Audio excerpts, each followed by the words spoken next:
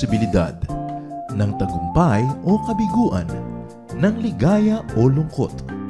Kaya marapat lamang na tanggapin si Jesus bilang tagapagligtas at Panginoon. At matapos yun ay panariwain ang katapatan at paglapit sa Kanya bawat araw o day by day. Ang day by day ay naglalayong umalalay sa pang-araw-araw na pamumuhay.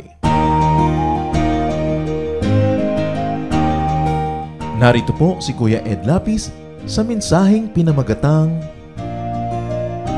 Good, Better, Best, Ecclesiastes 4. Ang pamagat ng ating pag-aaral ngayon, Good, Better, Best. Ano kaya ang good, better, at best?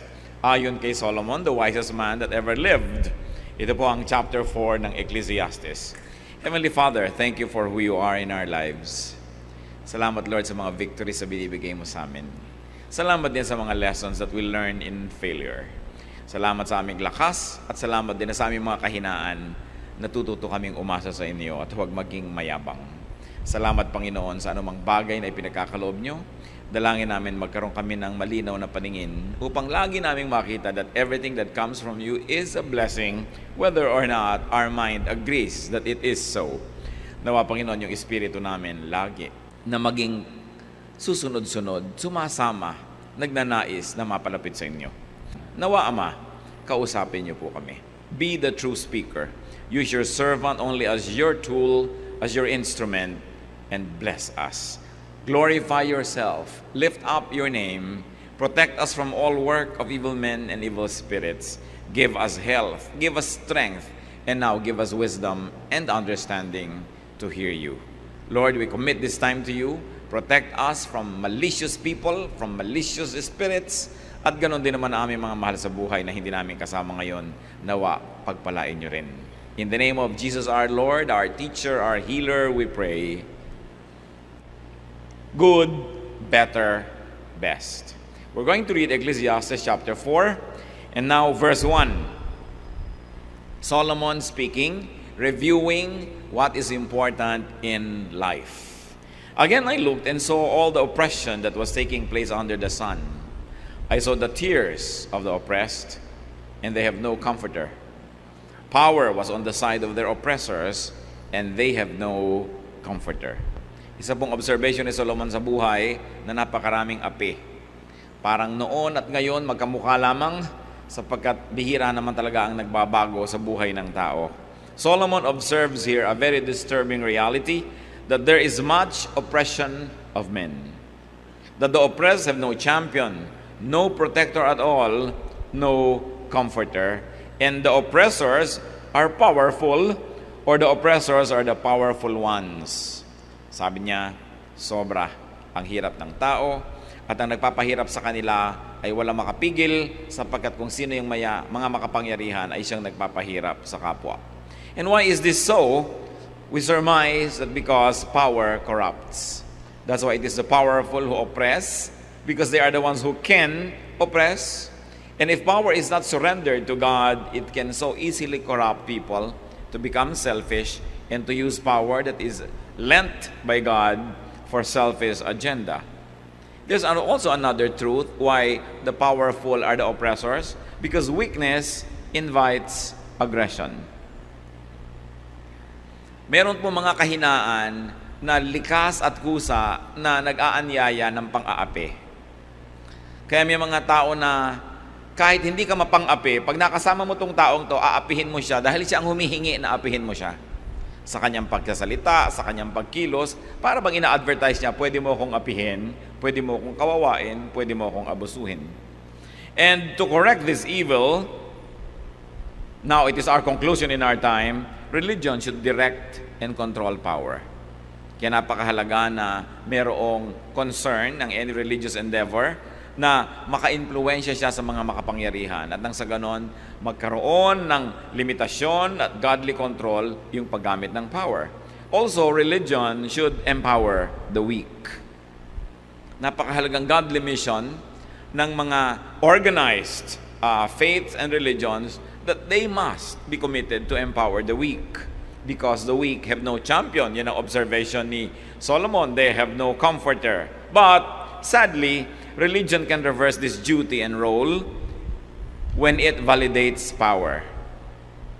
Kung minsan yung religion sa halip na yan na magtama sa mga mali na mga makapangyarihan, yan pa ang nagbibigay ng validation, yan pa ang nagbibigay kung minsan ng blessing para magpatuloy sa pang-aapi ang mga nang-aapi. At kung minsan, religion can be on the side of the powerful also, to the point that it wills the weak into apathy, into submissiveness, and into sacrifice. Na wala nang itinuturo ko minsan ang mga religious institution, kundi magpasensya ka na, magpaapi ka na, babawi ka na lang sa langit. Imbes na gisingin ang damdamin ng mga tao na sila ay may mga karapatan na pangtao, dapat silang rumunong, dapat silang umunlad sa buhay at nang hindi sila maapi-api, ang itinuturo na lang kung minsan ay magpaapi ka na, maaawa naman sa iyo ang Diyos sa darating sa kabilang buhay. Tayo ay binibigyan ng Diyos ng buhay sa kabilang buhay, pero binibigyan din tayo dito, ibig sabihin parehong halaga yon. Life on earth must never be sacrificed only to earn points in the next life. Because life on earth is the only kind of life that we can have in this form and format.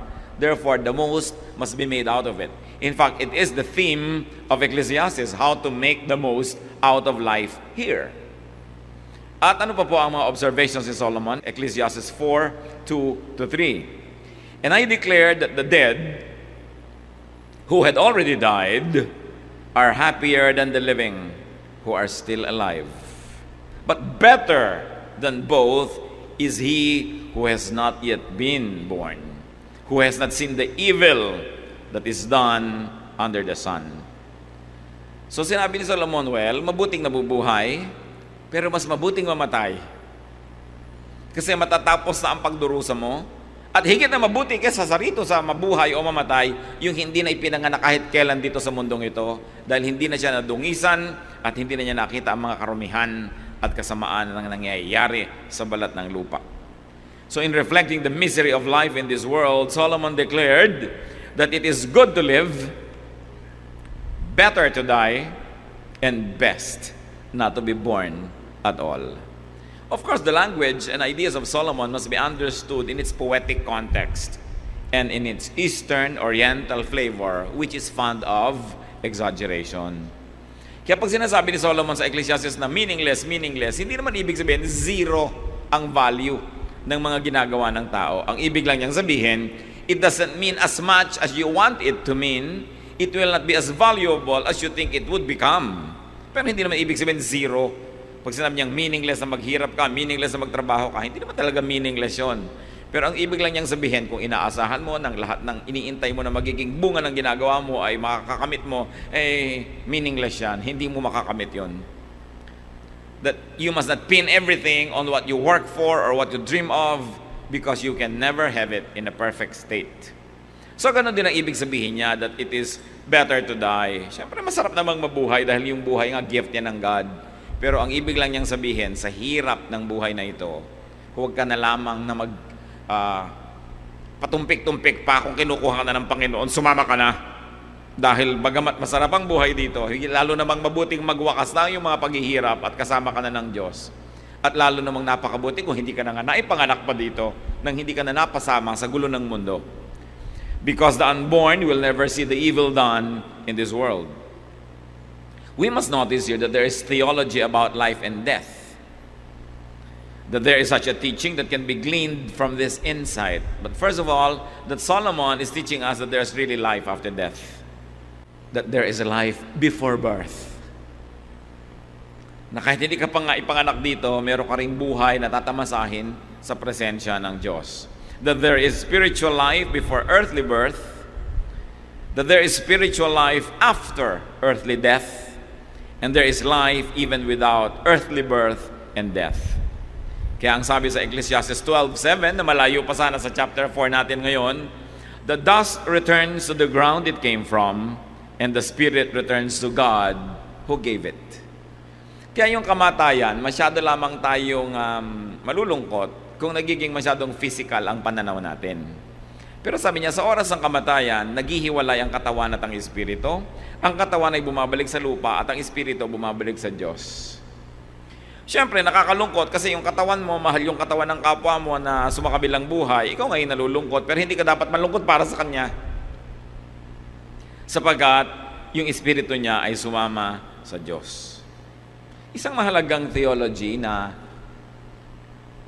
Old Testament point of view, very fresh, very refreshing, and very reassuring. Para ang sarap-sarap mamatay. Hindi yung takot na takot ka na may mga points sa mga parusa at kung ano-ano. Sa point of view ni Solomon ay pinapresent niya, kay sarap-sarap mamatay. Kasi yung espiritu ay bumabalik sa Diyos na pinagmulan nito. Ecclesiastes 4:4-6. And I saw that all labor and all achievement spring from man's envy of his neighbor.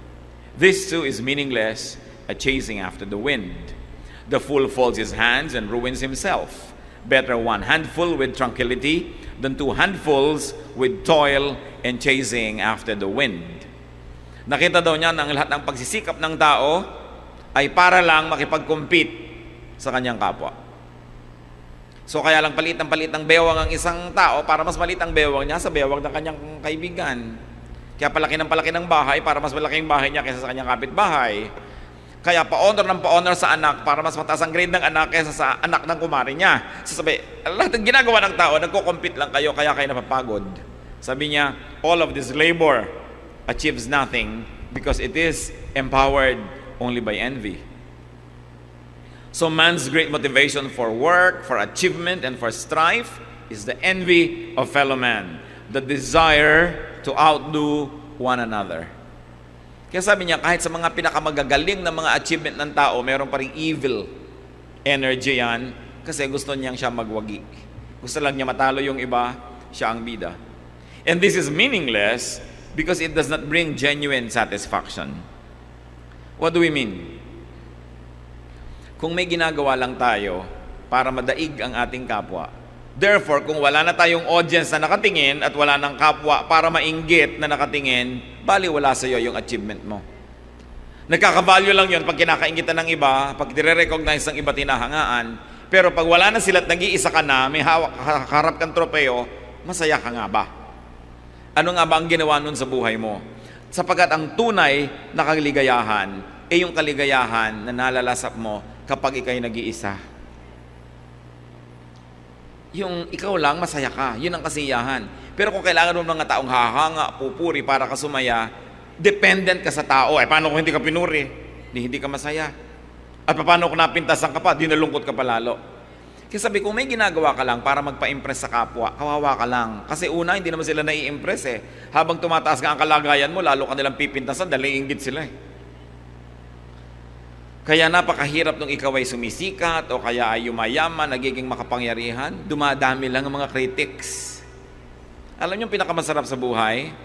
Yung meron kang konting sobrang pera sa pangangailangan mo, na meron kang pwedeng bilhin na hindi mo na masyadong isipin na bibilin mo o hindi. Kung meron kang gustong bigyan, na bibigyan mo. Yung etong may kailangan mo at may konting sobra, tapos hindi ka kilala, hindi ka sikat, that's the best. Because you can live your life quietly without an audience. Kaya nakita niyo mga artistang nagsisikap sumikat, gagawin ng lahat sumikat lang para makilala, at pag kilalang-kilala na ang lalaki ng mga salamin para hindi sila makilala. And they realize that this is meaningless. So it does not bring genuine satisfaction when what you're doing is only motivated by your desire to outdo another person. And that work will not succeed if you always like to be the best. Because you may be the best now, but tomorrow somebody will break your record. Kaya kung minsan nakakakita kayo, isang buong bayan humahawak ng pagkahaba-habang longganisa para matalo nila yung world record ng kabilang bayan. No? Pagkalakalaking salad na isang buong plaza nilagyan ng salad para lang masabing sila yung may hawak ng record na yon. So, ang mahirap sa tao na lagi nagko-compete para maging number one, sandaling-sandali lang yung pagiging number one mo kung sakali mang maging number one ka nga. Kahit yung world's tallest building, for now, 3 months later, somebody will build a taller building, tapos ka na, has-been ka na, former ka na. Kahit nagiging beauty queen ka, binibining kang kungan of 1977, after 1977, lagi ka ng former beauty queen. Kaya kung lagi ka lang nakikipag-compete, sabi ni Solomon, sayang naman ang pagod mo.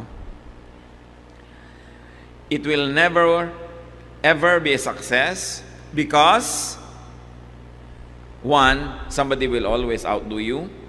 It will not succeed because it wears you out. O naging number 1 ka nga, pero ano naman na ibinayad mo? Katulad mo nung laging gusto first honor, liban na lang likas, napakatalino ng bata, na kahit siya hinihikab at inaantok-antok nakakasagot ng tama.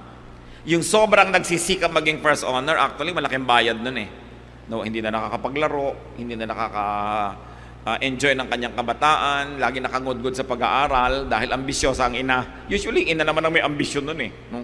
O yung ama. Bihira naman yung bata. So a person becomes number one, but the person is deprived of childhood. So the child never became a child.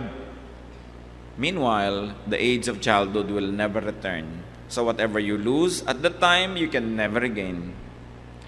Tapos nakikita mo, ang dami din naman mga honor nung estudyante pa. Wala rin naman nangyari nung nag-employ. Natalo pa ko minsan nung mga bulok tutorial at laging absent. Kasi sabi nga Solomon, time and chance happens to all. There's no guarantee. Hindi mo alam yan. So sabi, huwag ka nalang masyadong magpagod, huwag kang masyadong maghirap to the point that you sacrifice too much because even if you did achieve your goal, it will never give you genuine happiness. And the problem with record keeping is that you have to work so hard to keep it. And definitely somebody's going to beat you. Then you're a has-been. Meanwhile, how do the fools handle this contest? They handle the rat race, this contest, by not working at all. Sabi na Solomon, fools fold their hands. So dalawa yung reaksyon ng tao sa competition. Makipag-compete, ay, pwera na lang ako, hindi na ako sasali dyan. Ang hirap naman ng subject, absent na lang ako. Ang hirap naman ng test, hindi na lang ako kukuha. Mahirap mabuhay, magpapakamatay na lang ako. So, ano naman ang problema nun? No? It is foolish because when you do it that way, you will starve. The foolish person will starve. So ayaw ni Solomon nung extreme na sobra kang competitive, ayaw naman yun nung sobra kang kampante, wala ka nang ginawa sa buhay. Dapat normal ka lang at balanse. Solomon prescribes moderation for the two extremes. What is Solomon trying to teach us, brothers and sisters, is work just enough to have just enough. It is not worth it to have much, but only after much, much work. Sabi niya, magtrabaho ka ng konti, mag-enjoy ka ng konti, meron kang panahon para sa mga konting bagay, kesa yumaman ka nga pero nakagalit mo lahat ng tao, dumami nga ang pera mo dahil ang dami mong hindi binigyan o ninakawan, maraming nagagalit sa'yo, walang kwenta rin yun, sabi niya. Kung ang mga tatamasahin mo sa buhay, ang ibinabayad mo ay ang iyong dangal, ang iyong holiness, o kaya yung hindi ka na nag-enjoy sa buhay, kahit makamit mo yung iyong goal, hindi ka pa rin successful. Kasi hindi naman yan ang goal na inilalagay ng Diyos sa tao. Ang naglalagay lang ng goal na yan, kuminsan yung tao o yung lipunan.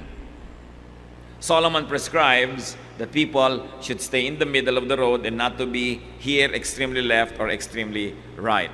Because it says more goods doesn't mean more satisfaction. Hindi komot, marami ka na ngayong pera, ibig sabihin mas masaya ka. No? Anong sabi niya? Better one handful with tranquility than two handfuls with toil and chasing after the wind. Mabuti pang isang kamay mo na lang ang napuno ng gusto mo, payapa naman ang buhay mo, pero dalawang kamay mo nga yung puno, pero ang gulo naman ang buhay mo. Sabing gano'n. Ngayon, kung dalaway puno na, tahimik pa rin ang buhay mo, di bonus. Pero bihira namang mangyari yun Usually, para mapuno mo lahat yung pareho mong kamay, you will break the rules. You will be unkind to others or to yourself. And he says, what's the point? Many people squander their health to earn a lot of money. Hindi na nagpapahinga, hindi na kumakain, wala nang bakasyon. Pagkatapos, pag na-earn na nila lahat yung perang yon, uubusin din nila para magpagamot kasi nagkasakit na. So, many people squander their health to earn a lot of money when they are young, and then they squander all their wealth when they are old just to regain their health. So, mas mabuti sabihin ganon, one handful with peace rather than two handfuls with trouble. Ecclesiastes 4:9-12, as we go on. Two are better than one, because they have a good return for their work. If one falls down, his friend can help him up. but pity the man who falls and has no one to help him up. Also, if two lie down together, they will keep warm, but how can one keep warm alone? Though one may be overpowered, two can defend themselves. A cord of 3 strands is not quickly broken. Isang magandang metaphor na ibinigay sa atin ni Solomon ang prinsipyo sa buhay na ito. Sabi niya, alam niyo, mas mabuti yung dalawa kaysa nag-iisa. Parang yung bugtong nung araw, takot sa isa, matapang sa dalawa. I don't know if you've heard that, pero yung sa mga probinsya na may mga tulay na 2 troso o isang kawayan lang, takot kapag isa lang yung tutulayan mo, pero pag dalawa, matapang ka. Sabi, mabuti daw pag dalawa. Pag may kaibigan ka daw at ikay natumba, may magbabangon sa'yo. Pagka ikay nangangailangan, merong tutulong sa'yo. At kung maginaw, yung 2 magkatabi will survive kesa sa nag-iisang tao. Dahil yung body heat mo will help another person keep warm, and the warmth of that person will keep you warm. Kaya, sabi niya, mabuti yung may katabi. Yun daw 3 hibla ng sinulid na pinagsama-sama, higit na matibay kesa isa na 3 tigi-tigisang hiwa-hiwalay. Anong kinalaman nito doon sa mga pinag-aaralan natin kanina pa? Tinutukoy ni Solomon, walang kwenta na yumaman ka, maging matagumpay ka, maging sikat ka, tapos ang ending, nag-isa ka lang sa buhay dahil walang natuwa sa'yo. Na yung dating kasama mo na, iniwan ka pa. Na yung mga kaibigan mo, kinakatalo mo pa. Yung mga hindi mo dapat nakunan, kinukuhanan mo pa. Na walang ka na ng taong kasama, tapos nag-iisa ka. Sabi niya, what is success all about? What is it for? So Solomon also found that aloneness and friendlessness can be meaningless. Therefore, reverse that, one of the few meaningful things in life is to have a good friend. Why? Because a friend multiplies our joy and divides our sorrow. Yan ang arithmetic ng friends. And what are the advantages and meaningfulness in having a friend? There would be someone to help in times of need, someone to share coldness and cold nights with, and someone to stay warm with, someone to strengthen one's defense or position. Mga kapatid, huwag kayong makikipag-away sa inyong mga kapatid sa laman dahil lang sa mana, dahil lang sa lumang piano o bulok na kotse, dahil lang sa ilang dangkal na lupa. No? Huwag kayong nakikipag-away sa mga kapatid nyo sa laman dahil lang doon. At huwag kayong makikipagkasira sa inyong mga kaibigan dahil lang sa komisyon, dahil lang sa pera. Kasi oras na ginasta mo yun, wala na yun, tapos na rin. And when you have old friends, you are very, very, very blessed. Alam niyo, napakalaking blessing yung may kaibigan ka na matagal na. Magkatinginan lang kayo, natatawa na kayo, nagkakaintindihan na kayo, wala nang paliwanag. May maaalala kayong isang nangyari nung panahon na matagal na, isang bagay. May naamoy kayo na isang familiar scent. May nakita kayong isang shape o nadinig kayong tugtog. Meron na agad na babalik na alaala, and you have someone to share it with. It makes life so beautiful. So, keep old friends. Because you cannot make old friends. You can make new friends, but you can never make old friends. Because that means going back in time, which you cannot do.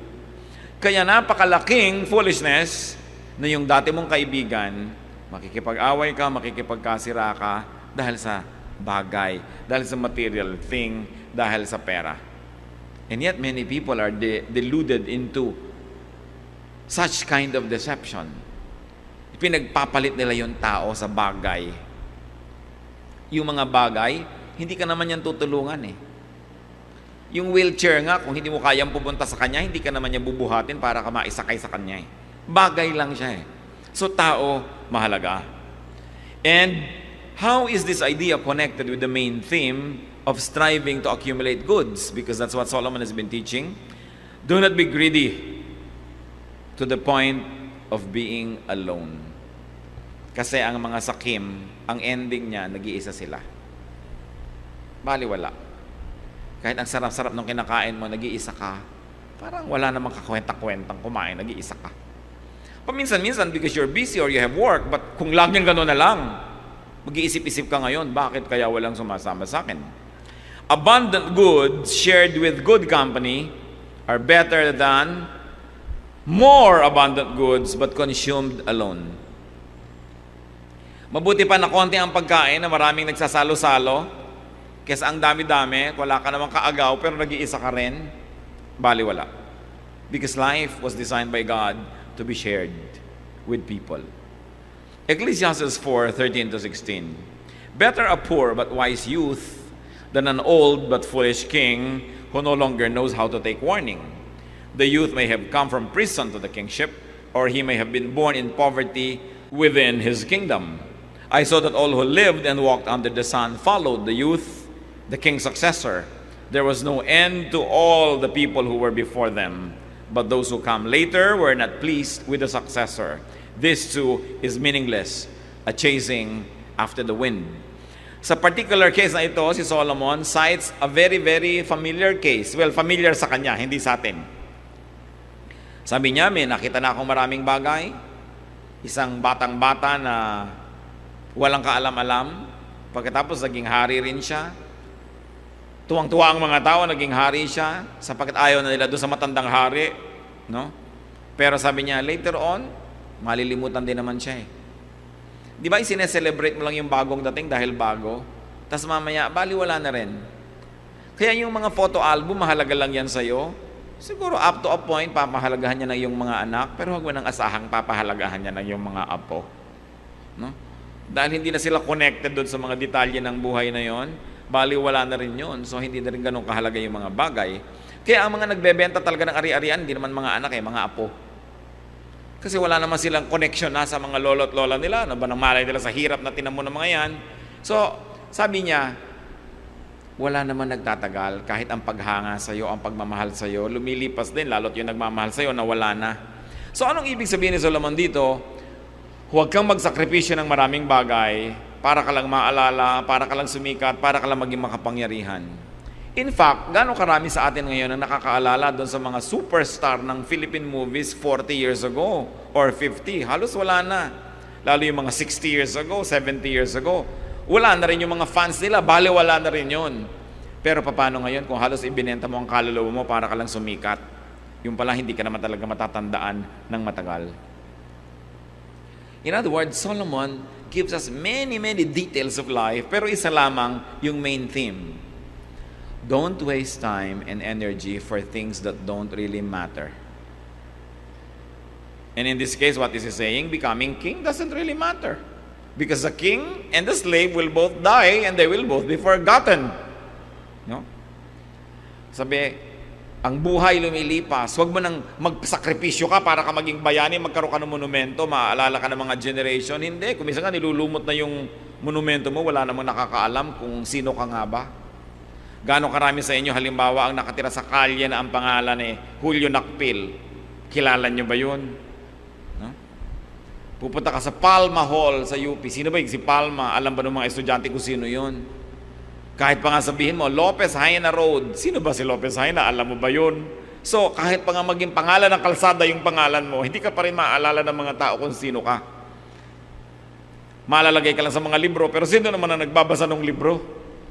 At kung binasa man yun, sino naman makakatanda nung binasa nila? So sabi niya, huwag ka nalang magsayang para ka lang maging sikat. Ngayon, kung ang ginawa mo dahil sa iyong kabayanihan natural na nagpasikat sa iyo, di naging sikat ka, di sige. Pero hindi yung nakipagkagalit ka, nagpakahirap-hirap ka sa buhay, hindi ka nag-enjoy para ka lang maging sikat, it's useless. So you know what life is? Life is here and now. Enjoy it now, live it now, love now, give now, receive now. Because tomorrow, you will not be here. And you don't know anything about that. So don't sacrifice your today just for tomorrow. Marami kang makikita, sobrang magtipid, sobrang pahirap sa sarili para lamang sa hinaharap niya na inaasam niyang darating. Tapos bigla siyang namatay. May mga kapitbahay pa nga kami nung araw, ipon ng ipon tong matandang to ng mga alkansya.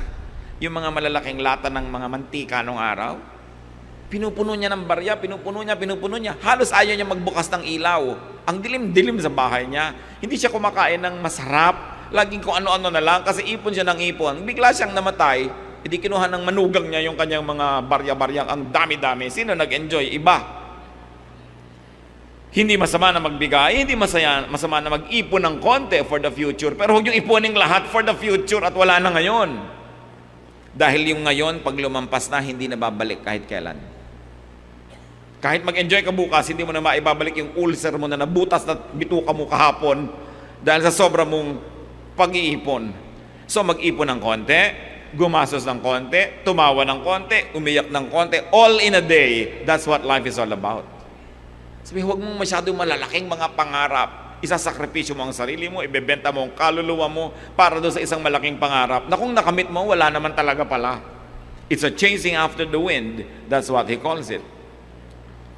So, anong sinasabi niya dyan tungkol sa hari na matanda at sa isang bata? That it can be better to be young. Nung araw kasi pag young, hindi yun advantage. Sineselebrate ka pag old ka na. Yung puti na ang buhok mo, may uban ka na, wow, ang dami mo nang alam, kahanga-hanga ka na. So, nung araw, disadvantage maging young. Baligtad na yan ngayon, di ba?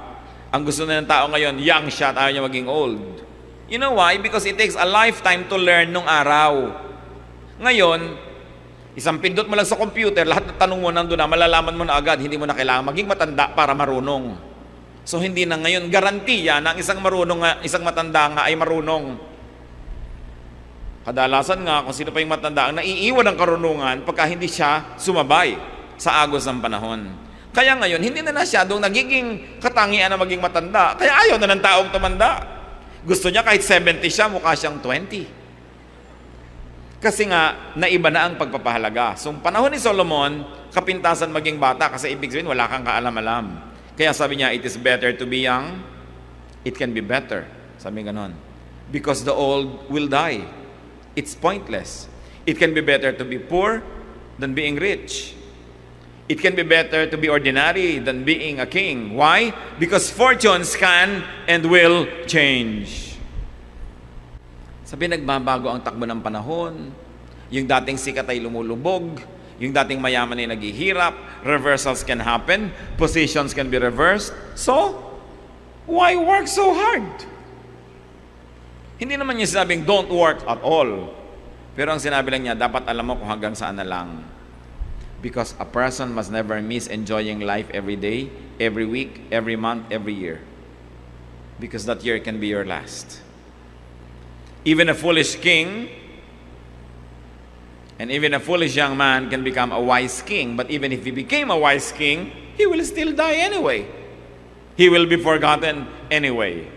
So, don't strive to be remembered. Tanggapin mo na lang katotohanan na liban sa mga konting nagmahal sa'yo, wala nang ibang magpapahalaga pa sa'yo at wala nang makakaalala pa rin sa'yo. So, huwag ka na lang masyadong magsikap na maalala, to make a mark, to make a name, because that will be a chasing after the wind.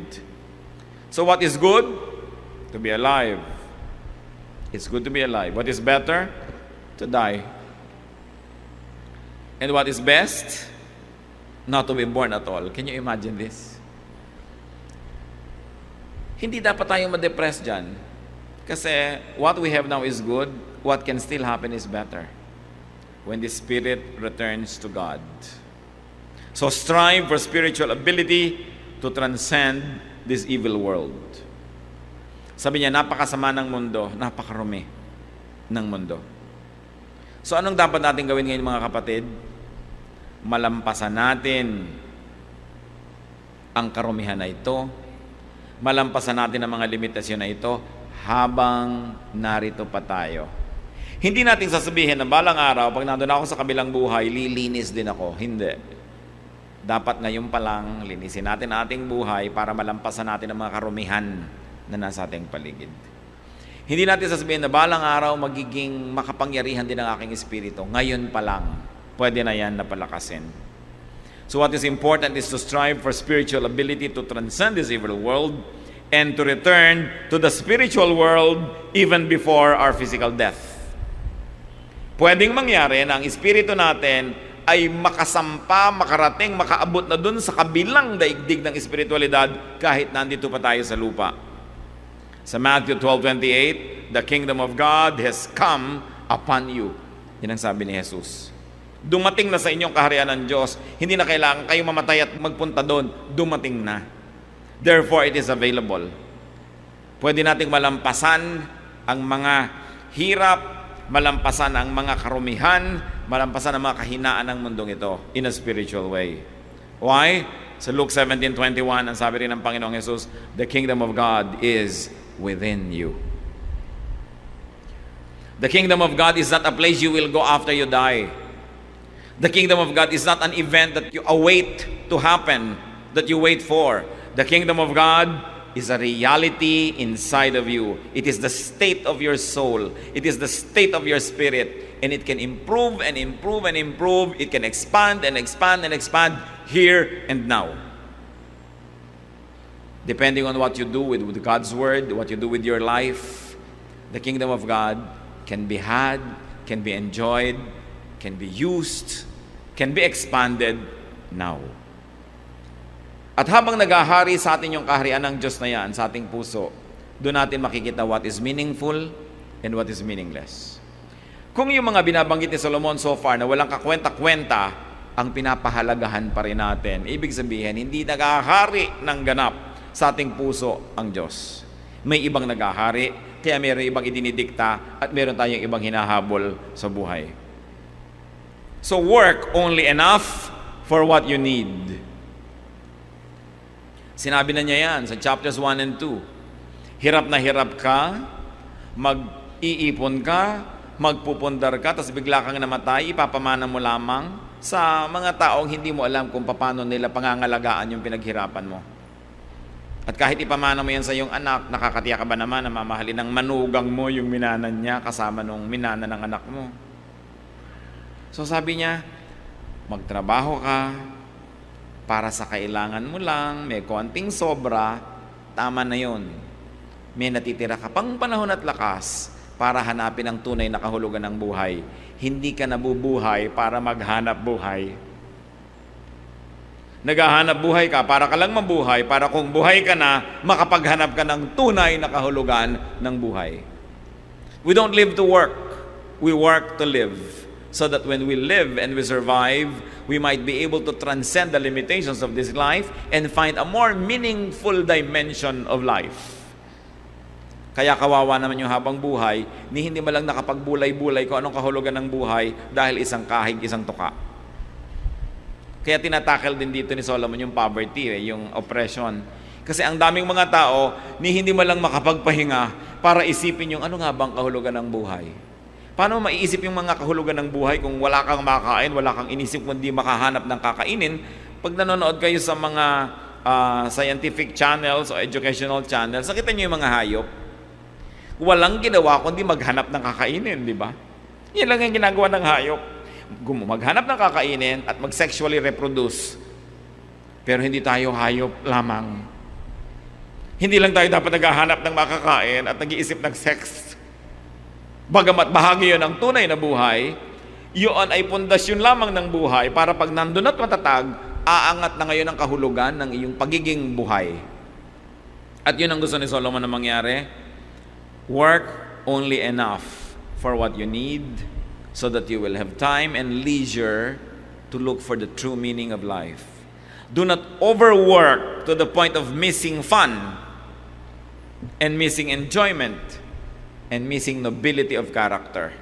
Kasi pag sobra rin gusto mo magkamal ng magkamal, nawawala yung nobility of character natin.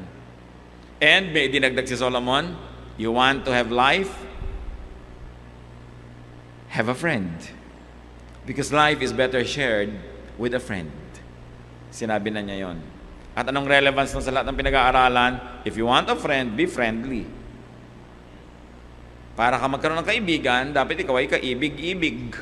Sapagkat yun ang root word ng kaibigan, yung ibig. Naiibigan ka. So dapat kang kaibig-ibig. And he says that fortunes change. So don't hold on too much to whatever you have because time can be reversed. And it is so comforting.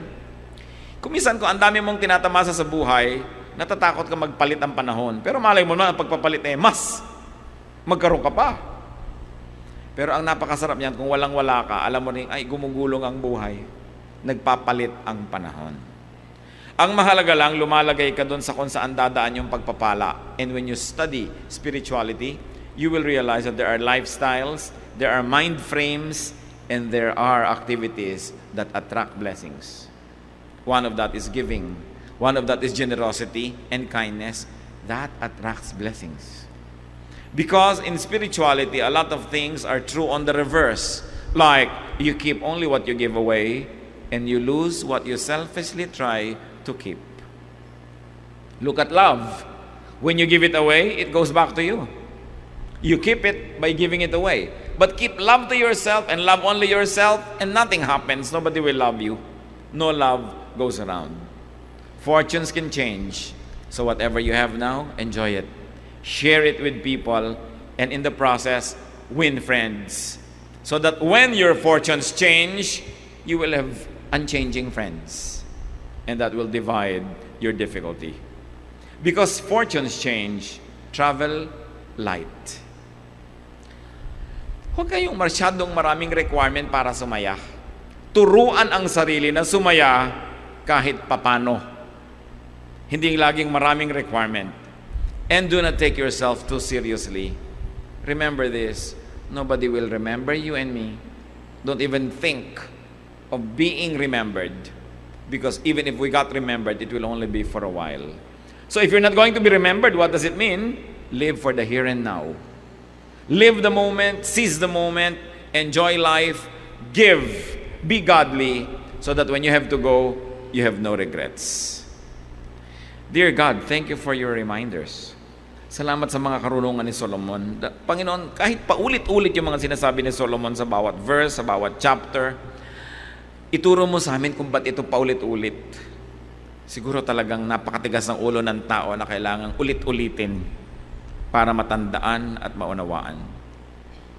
Pakita mo sa amin, Panginoon, kung anong buhay, kung anong halaga nito. Na huwag kami magpalampas ng isang araw na hindi kami nabuhay ng totoo. Huwag kami magpalampas ng isang linggo, ng isang buwan na wala kaming minahal at wala kaming pinayagang magmahal sa amin. Turuan mo kami, Panginoon, na tumanggap at magbigay, makiisa sa aming kapwa. At nang sa ganon, dumaan man ang hirap, dumaan man ang saya, meron kaming kasalo. Sapagkat alam namin, Panginoon, na saya man at sarap, walang kwenta kung walang kasalo. Lalo naman kung hirap at pagdurusa, mas mabigat kung walang kasalo. So sa lahat-lahat ng ginagawa namin, Panginoon, turuan niyo po kaming maging kaibig-ibig sa aming kapwa. Sapagkat kung kami kaibig-ibig ay marami mga pagpapala. Una, natutuwa kayo sa amin. Pangalawa, may mga taong natutuwa sa amin na hindi namin inaakala ay gumagawa sa amin ng mabuti at sinosorpresa kami ng kabutihan. So kung meron kami, Panginoon, na matatandaan para lalong gumanda ang aming buhay, ipaalala nyo na kami maging kaibig-ibig. Ipakita nyo, Panginoon, aming mga ugali na nakakainis. Mga ugali na nakamumuhi sa aming kapwa. Ang aming mga pamamaraan, ang aming estilo ng pamumuhay na nagpapalayo sa kapwa imbes na sila ay mapalapit sa amin. Because friends and people who love us and people we love are true blessings from you. Magbulay-bulay tayo, mga kapatid. Maganda na ang laging response natin sa Word of God. Silence. Sabi niya, be still and know that I am God. At dinggin natin ang tinig ng Espiritu.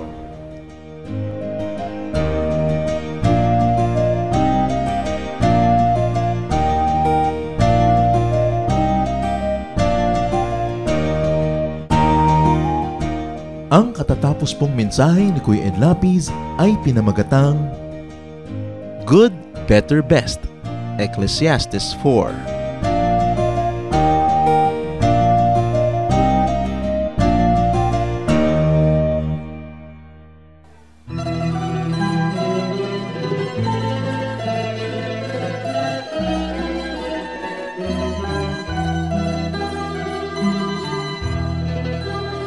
O Diyos, kayo'y aming pupurihin.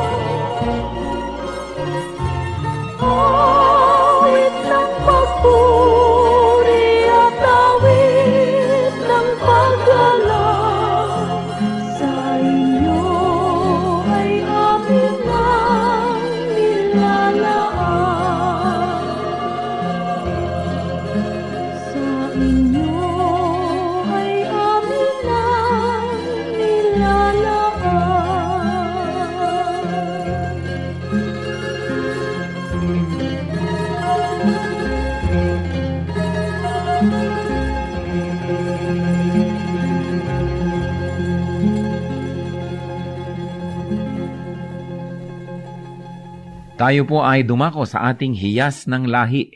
Marami pong hiyas ang ating bayan na dapat ay makilala nating mga Pilipino. At hindi lang makilala, ito ay ating ganap na itanghal at gamitin sa ating pagsambang Kristiyano. Akala kasi ng iba, pag naging Kristiyano na sila, dapat Western na. O kaya kanluranin na ang paraan, ng musika, ng pananamit, ng pagsamba. Subalit napakayaman po ng ating mga kaugalian na kung atin lamang babawiin sa mga gawa ng kaaway at sa kadiliman magagamit para po sa kapurihan ng Panginoon at para rin sa ikatatanghal ng ating lahi.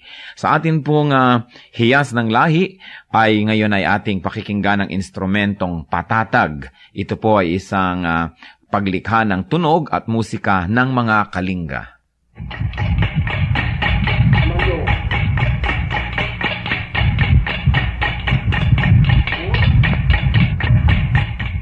Ang patatag ay isang instrumentong panugtog ng mga kalinga sa Cordillera at ito ay yari sa isang bias ng buho na biniyak pahaba para maging 2 piraso.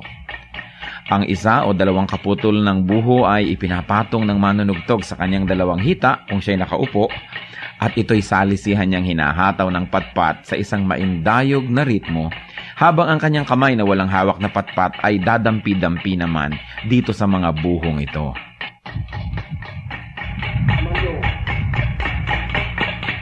Maaaring sumali ang 1 hanggang 6 o higit pang mga manunugtog na salisihan ang pasok sa ritmo, habang sila ay nakapaghahabi naman ng isang melodya. Ginagaya ng patatag ang mga musikang nalilikha ng gangsa o ang mga mumunting gongs ng mga katutubong Pilipino sa Cordillera. Ang paglikha ng musika sa ating bayan, lalong-lalo sa mga kalinga, ay bunga ng pakiramdaman at pagbibigayan ng isang grupo ng manunugtog. Hindi lang tayo lumilikha ng tunog, hindi lang tayo lumilikha ng musika, patuloy tayong humahabi ng lipunan kung saan ang pagpapahalaga ng bigayan, pakiramdaman ay kitang-kita sa paglikha ng tunog. Sa paggamit ng patatag, ang mga kalinga ay isa-isang nag-aambag para makabuo ng isang melodya. Hindi lang isang tao ang gumagawa ng melodya at ang iba ay para lamang na tagatulong o background, kundi ang lahat ay kasama. Ang patatag ay maaari nating gamitin sa paglikha ng musika para sambahin ng Diyos. Kailangan lang masanay ang ating tainga sapagkat kung bago ay parang tayo'y naninibago. Subalit ang lahat po ng tunog ay bigay ng Diyos sa sangsinukob. At marami nga lang tunog ang ginamit ng kaaway ng matagal na. Dapat bawiin na natin at gamitin sa pagsamba sa Panginoong Hesus. Ang patatag ng mga kalinga, hiyas ng lahi, hiyas ng bayan.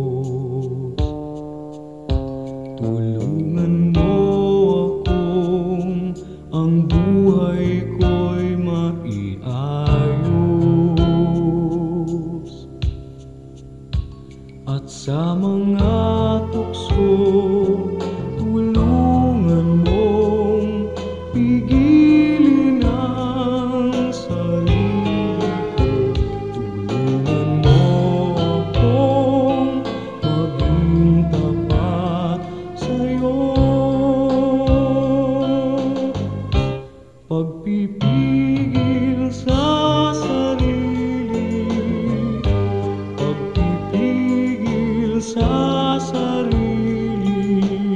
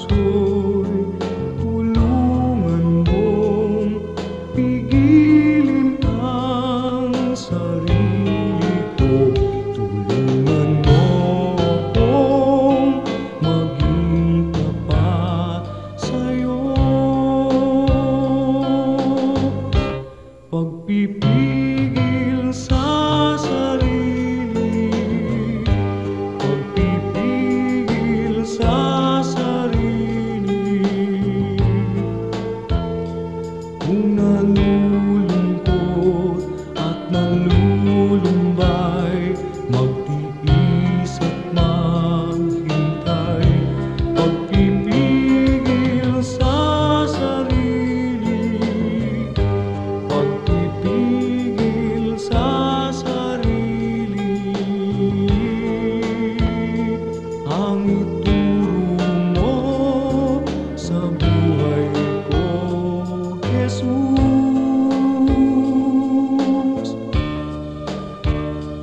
Ang ituro mo sa buhay ko, Jesus.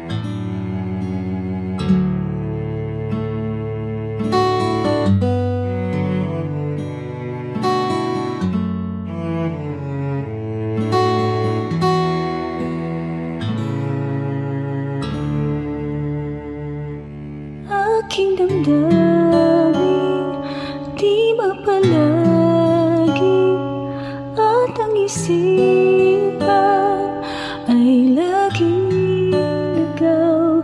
Di mawawari ang buhay palagi, kahit itama ay hindi sapat. Nais kong itamang lahat, ngunit iabot at di sapat. Jesus, kailangan kita. Jesus, hindi mangangamba. Jesus, pag-ibig niyo'y iba di mapapantayan, kahit na sinuman. Jesus, kailangan kita. Jesus, sa'yo'y hindi mangangamba. Jesus, sa piling niyo ako'y laging may pag-asa.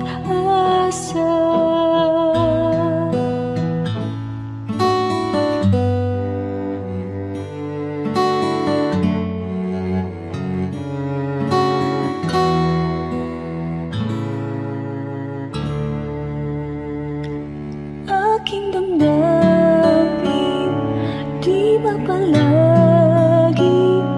at ang isipan ay laging ligaw. Di mawawari ang buhay palagi, kahit itama ay hindi sapat. Nais kong itama ang lahat, ngunit iabot at di sapat.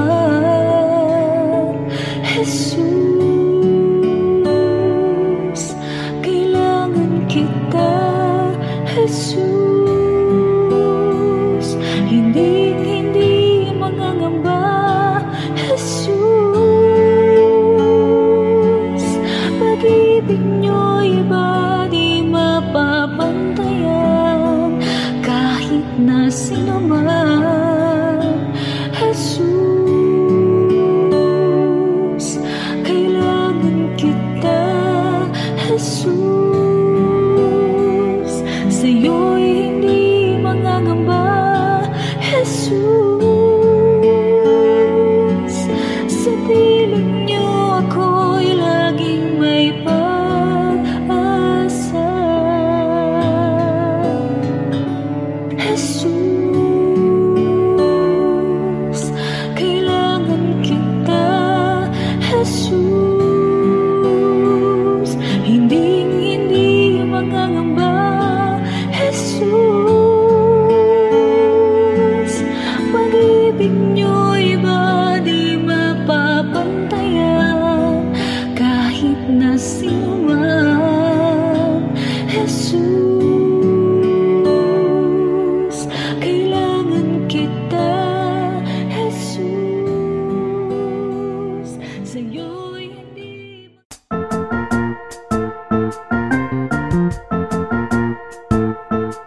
Oras na po para pansamantalang magpaalam ang programang Day by Day.